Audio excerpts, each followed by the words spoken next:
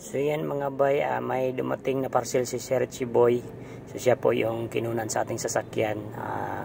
Yung fuel pump na binili niya is pang 2012 na Cherry QQ din. Pero same lang sila sa mukha ng 2008 model na Cherry na manual 308 at saka 311 Matic. Same lang sila ng fuel pump mga bay. So yan po ang in-order ni Sir Chiboy. So yan po. So nilagay niya yan sa Cherry niya na 311 4 cylinder. So pwede lang siya mga bay, walang problema.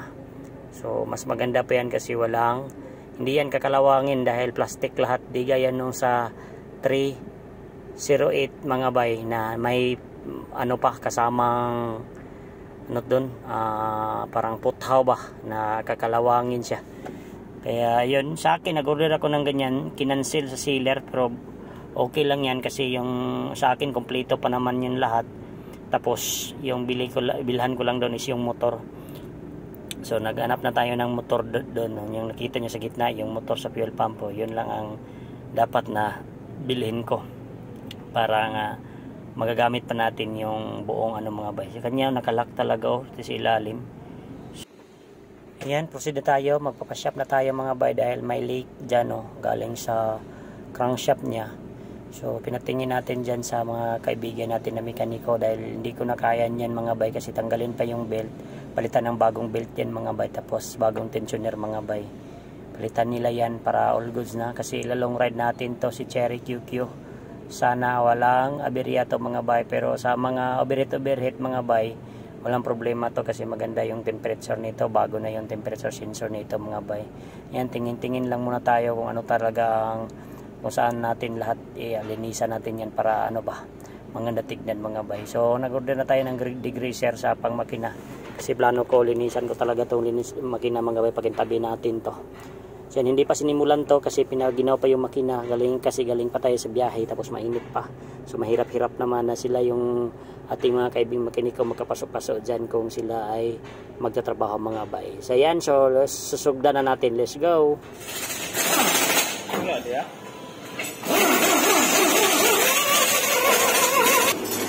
Ayaw, sige guys.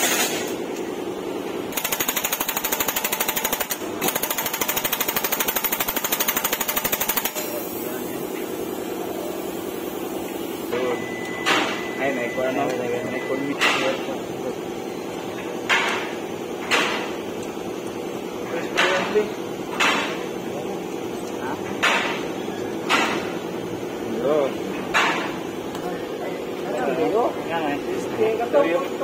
Tuldok gani. Kuan. Ito tuldok ito ka ba? Dili. Ayun. Nantos ba ko? Paano to? Kulihan mo na din, kuan. Yan tanggalan ka pa man tong tensioner. Ano, tungko ka?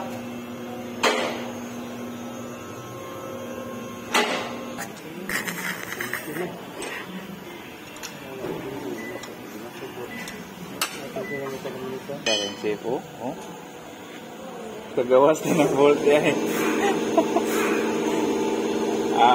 kulihan daw na yun ang tensioner. Naka-tensioner. Pulya gawas lang. Dili sangko sa pulya. Ayan.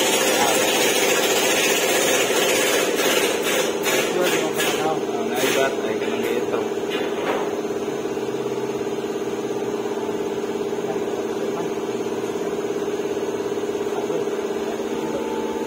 Ilan ba yung pulya?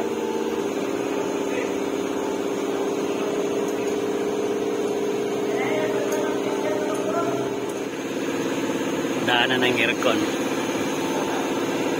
Ito yung ilalim. Speed sensor, parang nag-delete siya. Tinanggal kasi yung guma dyan. Tapos dito okay na yung mga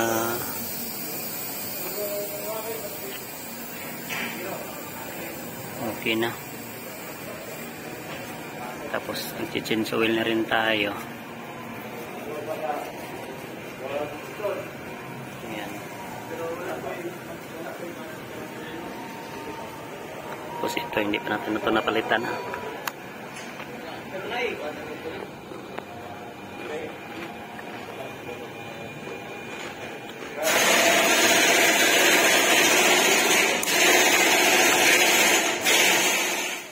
ito na yung update sa trabaho nila ni Chief Iman at saka ni Part Noel. So tapos na pala mga bay, pagpunta natin dito yung makina, okay na yung mga leakage na wala na. Pinalitan nila yung, hindi nila napalitan yung ano mga bay, transmission, yung tinatawag na sa oil seal sa timing gear dahil hindi para leakage. So yung pinalitan dyan, belt at saka tensioner. Kasi nakikita nila doon, hindi pala yung mga bolt hindi maluwag ba, tapos may isa daw na hindi nilagyan ng bolt, nilagyan nila. Tapos yung sa oil pan natin, nilagyan nila ng gasket para mawala yung leakage. Tapos ayan, okay na, all good sa siya mga bay. Tapos yung dito sa likuran na gulong, nagpalit kasi tayo ng bagong assembly na brake master. Ayan, ako na yung nagkabit dyan, tapos hindi pala yun mao, hindi pala nagkamao-mao yun, hindi kumapit yung brake. Kaya inutro ni Chief Iman. Sinabihan pa niya tayo na wala pala yung pulos yung tinrabaho natin kasi ano pala yun. In-improvise pa nila, nilagyan. Kasi yung order niya yan mga bay, pang 308 yan. Pero ang problema, hindi man sa kanya yan. So, hindi ganyan talaga pag sa Shopee tayo mag-order. So, diskartehan na lang ni Chief Iman. Tinabasa niya yung dito sa gitna para dalawa yung tornilyo na hahawid para hindi matanggal pag mag-brake ba. Baka lumupad yan pag mag-brake na. Wala na tayong brake dyan. Ayan, so dyan leakage talaga yan. So sabi pa niya yung handbrake na dyan tumataya-taya na, kaya ang gagawin natin dyan yung handbrake na lang tayo na maglinis, tatanggalin na natin yan. Kasi parang gusto ko kasi nakakapit yung handbrake kasi sanay na tayo na may handbrake Mahirap kasi pag ganito kotse mo walang handbrake, yan, problemado talaga yan. So tingnan natin yung mga pinalit nila dito kung saan yun nilagay nila. So parang okay na. So dami-dami na tayo mga pisa dito na napalit mga bay. So i-reveal lang natin itong sasakyan natin yung gastos pag ano na mga bay, titino na to kasi ito papatay-patay pa itong mga bay pag malayo yung biyahe natin. So dito sa harap nga gulong mga bay, natapos na ito na trabaho nila, inalign na to, tapos maganda na yung barog sa ating gulog. Hindi na siya tagilid ba, hindi na siya humiwi-hiwi bitaw. Ayan, so okay na yan mga bay, all goods na. Tapos yung makina natin, palitan sana nila ng coolant kaso walang coolant na available. Kaya ayun. So wala nang leakage yan mga bay. So ilolong ride na natin to. Naghintay pa tayo na makarating yung fuel motor sa ating fuel pump kasi alam kong ito na talagang sira kasi pina-scan natin yan bago nila trabaho. So nakita na yung problema dyan, ginastusan talaga natin. So yun, fuel pump pala yung problema mga bay kasi yung fuel pump pag umiinit, mag-overheat siya, hindi na siya makasuyop ng madagang gasolina kaya mapapalong siya. So map sensor din, yun na lang inintay natin. So palitan din natin yan ng bagong map sensor kasi lahat ng mga sensor dyan napalitan na natin. Kaya okay na. So all goods na to mga bay. So yan na po, let's go, ipahatid na natin to. Yan mga bay, nakalabas na yung sasakyan natin. Tapos pinhatid sa ating mga kaibigan. Yan talaga yung mga kaibigan natin na mga mekaniko. So Chief Iman at saka si Noel. So shoutout sa yung dalawa. Sila yung tumapos ating sasakyan. Tapos pinatrabaho natin dyan yung mga leakage, palit crankshaft gasket, dalawa yon, maliit at saka malaki.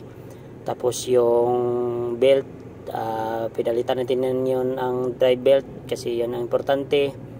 Tapos pinachinsuilan natin yan bago na yung oil filter, tsaka mga bay, yung tire sa harap at sa harapan, yung dalawa pinabalance natin, pina-align, tapos nilimbasan nila yung natin para yung gulong ba hindi siya tumadagilid mga bay. Tapos pagdadrive ko dyan, maganda na yung ikot sa manubela. Hindi man yan power steering pero maganda na yung ikot niya, hindi na siya matigas, hindi gaya nung una na hindi pa na-align. Grabe matigas siya mga bay, iliko-liko ba, parang kumukontra sa iyo at umaaway. So yan, so sila yung dumadala kasi alam nila na gusto pa nila daw nilang iwad-wad to at saka itis drive. So dumaan muna sila dyan kasi pumalit sila ng pan pang snack kasi magkakape kami doon sa bahay pagkarating mga bay. So dyan, punta sila sa terminal. So mauna na ako sa kanila kasi uwi pa ako sa trabaho.